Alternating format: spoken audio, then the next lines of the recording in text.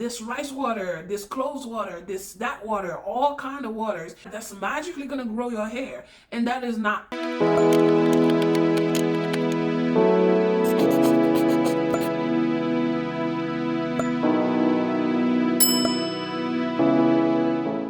Hey guys, welcome back to my channel. So I have started a new series. I'm still gonna continue the price bracket series. If you didn't know what that is, and that's just me taking advantage of the fact that I'm away from all my business stuff, which includes all the ingredients that I used to have with me to be able to make my own natural hair care products, which my hair actually prefers a lot better than anything that I could possibly purchase in drugstores. So my stuff are back in Florida and I'm here in Tennessee with my husband after a job transfer. So not having those ingredients with me, of course, I'm not able to make DIY hair care products for myself. So that led me back into purchasing like everybody else. So I decided to use the opportunity and make a series out of it. I call it the price bracket series, just to basically leave it on my channel for anyone in the future who may want to take their natural hair care journey. I know in the beginning when I did mine, I turned into a product junkie, and under my bathroom sink was just all kinds of products that I've tried. Some of them I didn't even finish them because they were just that bad. So I know how it can get in the beginning. So I decided to use the opportunity, make a series out of it for anybody who may want to take their natural hair care journey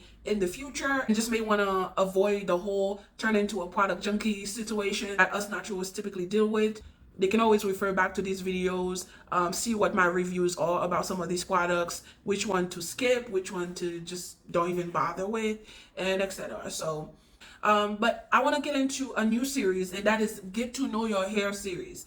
It sounds weird. It sounds so unnecessary, but it is necessary. Some of y'all may know that I have a natural hair care line, and when people go on the website, there is this chat bubble right at the bottom corner. It's designed for customers to just reach out to me if they are roaming on the website, they're not too sure what to get, they have questions about their order or something like that. That's what it's designed for. But so many people use it to reach out to me asking for consultation, asking for advice about their hair. This is what they're dealing with. Sometimes the conversation end up leading to emails where they're sending me pictures just to kind of like analyze their hair and see what's going on. I am not a dermatologist. I am not a cosmetologist, and stuff like that. I usually give them that warning. But a lot of people, even though I don't offer that service, a lot of people always use that chat bubble to reach out to me asking me things about their hair. And just from communicating with customers, you'd be surprised some of the very things that should be common sense or should be commonly known that people don't know. We've gone a long way with natural hair, like we've accomplished a lot. But Black women choosing to care for their natural hair is still a fairly new thing. Because if you remember, a lot of us, we grew up with our parents slapping a relaxer on our head. That is the story of majority of us. So we grew up not knowing anything about our hair because our parents taught us that it was too hard to deal with.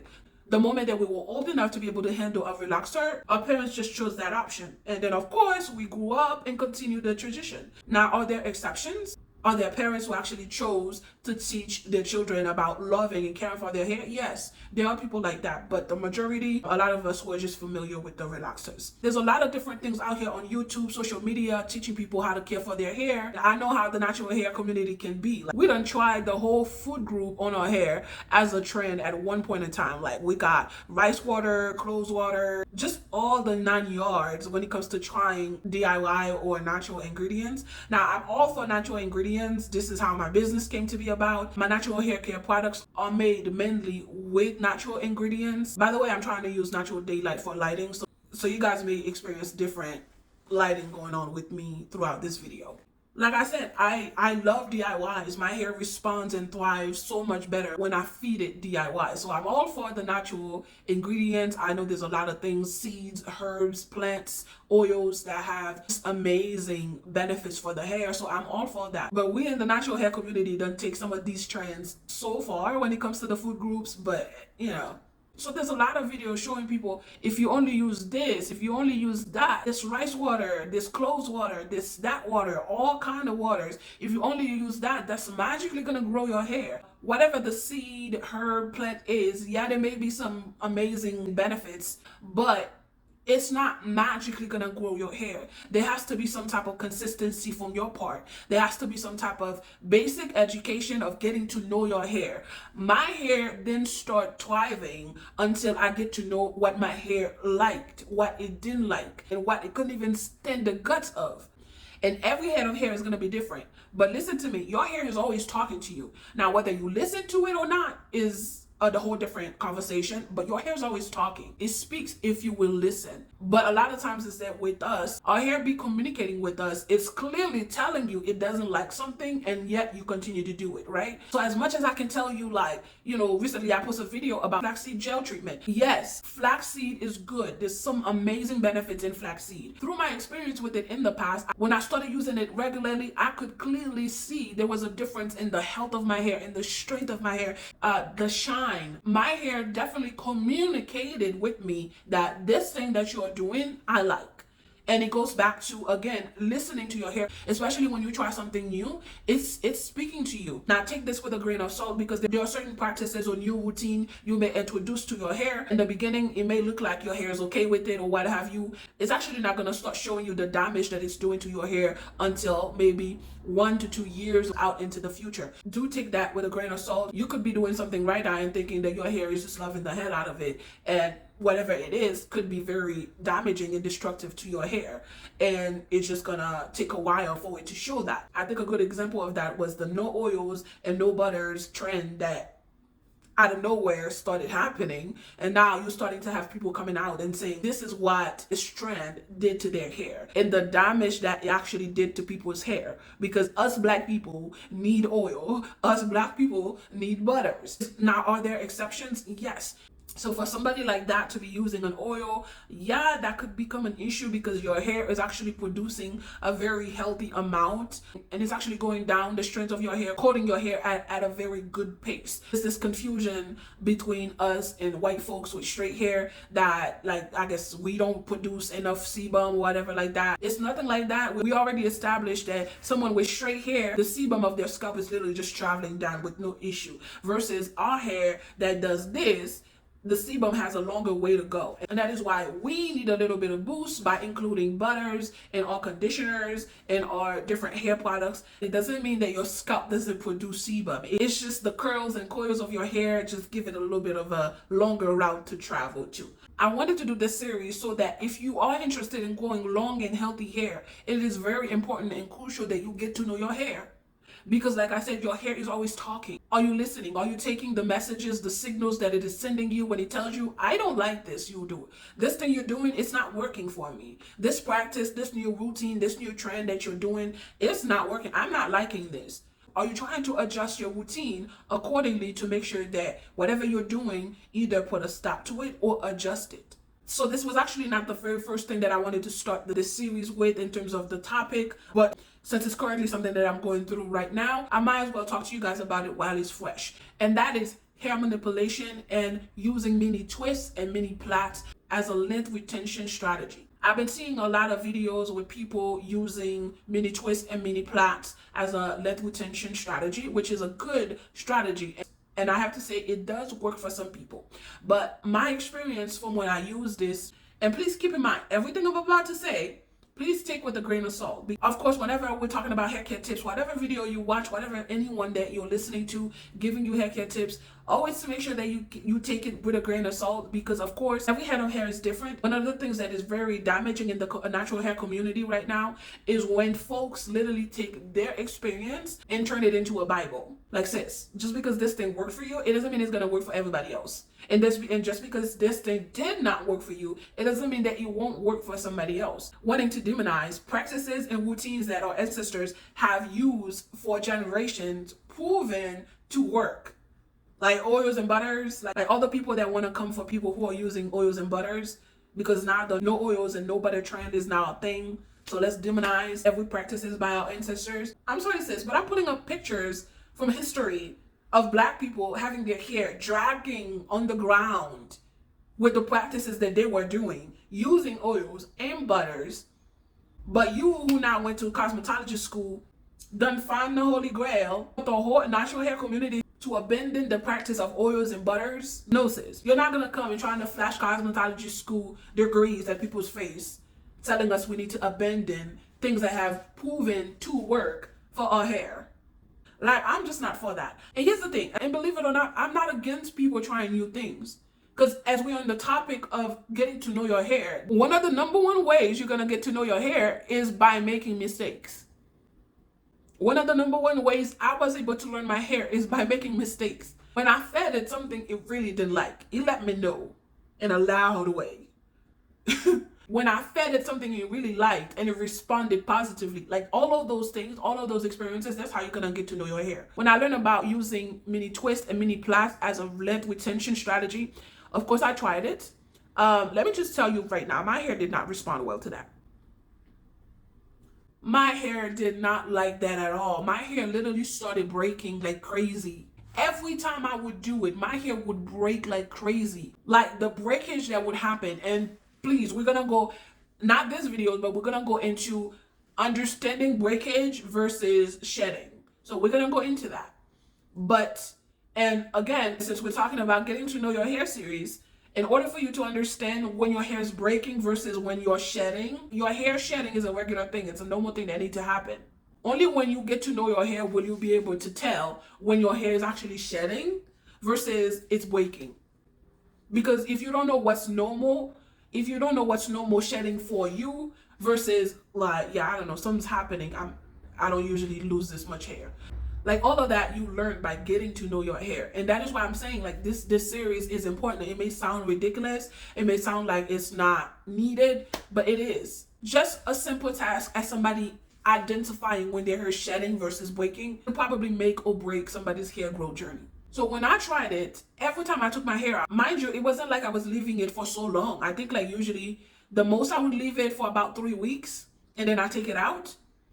And every time I took it out, the result was always the same. And then the thinning that started happening to my hair afterwards as well, it was just terrible.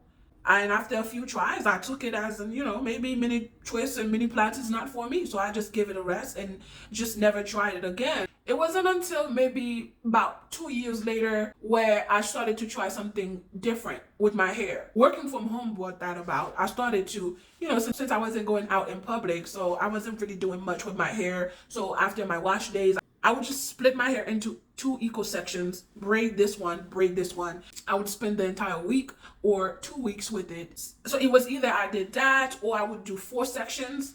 I would still split it in the middle, cut that one into 2, cut that part into 2, braid that, and just walk around the house with that on my head for about a week or 2. When I started doing that, I noticed that my hair was literally thriving with that versus mini plaits and mini twists. And what I've concluded through this experience is that it's not so much that mini plaits and mini twists is bad, but for my hair, it was bad. See, this is what I'm talking about not turning your experience into a Bible for everybody to follow. For a long time, I gave up on the idea of using mini plaits and mini twists as a length retention strategy. It wasn't that that strategy wasn't a good one. There are people where it's working out for them, but for my hair, it hated it for whatever reason that was. And you have to understand like your curl pattern, your hair density, all of that can be the reason why your hair may not be able to tolerate or handle certain hairstyles. And that goes back again to communication. When your hair is speaking, when your hair is reacting a certain way, make sure that you are listening. And it goes back to getting to know your hair. And maybe right now you're watching and this sounds so familiar to you because you've experienced or going through the same thing. Maybe your hair is just not responding well to mini twists and mini plaits like it is for some other people. Well, I'm here to tell you, it could very well be that you just need to bring the size of those twists or the size of those plaits just a little bit bigger. Make them a little bit bigger.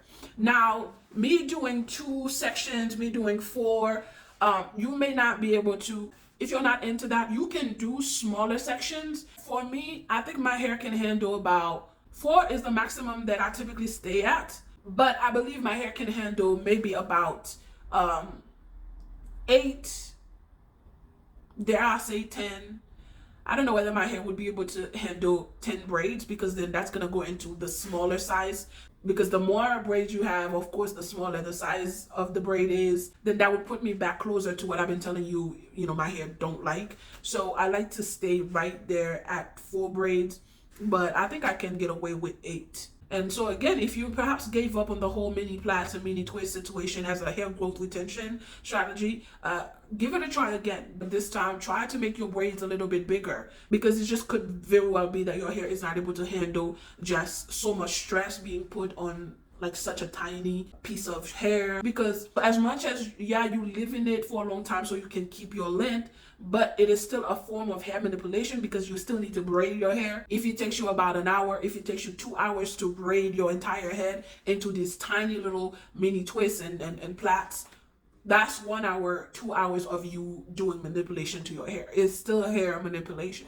So it's possible that your hair is just not able to handle that. But try bringing it up a notch, and maybe your hair actually would just be fine with that. In fact, maybe your hair would just, like mine, thrives at the idea of you putting it away for a while. So this is Editing Maurice. I'm stopping the video right there. I don't want to make it longer than it has to be. In the next part of this series, we're going to be talking about the consequences to some of these hairstyles. Of course, those styles are good for length retention, but as everything in life, sometimes that's good. There's always going to be a con, and so we're going to be addressing some of those cons, those consequences in the next video. Of course, if you're leaving a style in your hair for 3 weeks or even longer than that for some of you, then we have to address the topic of washing your hair. How often should that be? What are the consequences to some of these styles? We're talking about dandruff, product buildup, scalp irritation, and scalp inflammation. So all of that is going to be in the next topic. It's not necessarily going to be the very next video that I post. The next video is most likely will either be the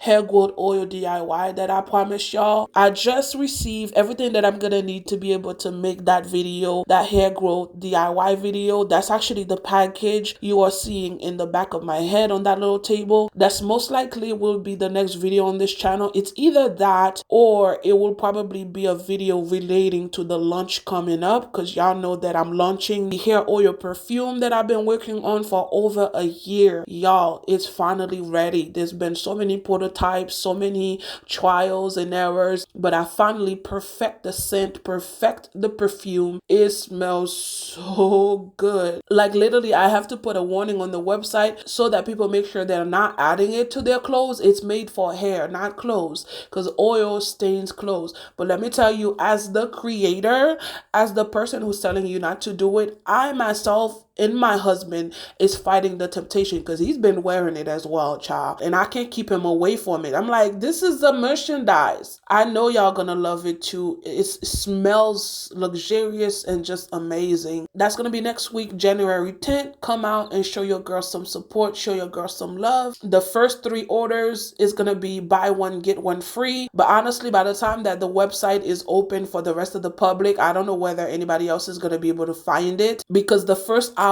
is reserved for VIP members to shop. What I mean by that, let's just say I launch at 8 a.m. 8 a.m. is going to be for VIP members only, and they're able to access the website because I will be sending a passcode to all those who subscribe to the email list, and they'll be able to go on there, put things in their shopping carts, shop first before the store is open for the rest of the public. So if you are not a VIP member, if you have not signed up for the email list, that buy one get one free deal, you most likely will not find any of it left. Thank you for watching this video. Make sure that you comment what have your experience been about mini twists and mini plaits. So let me know in the comment below, and I'll see you next time.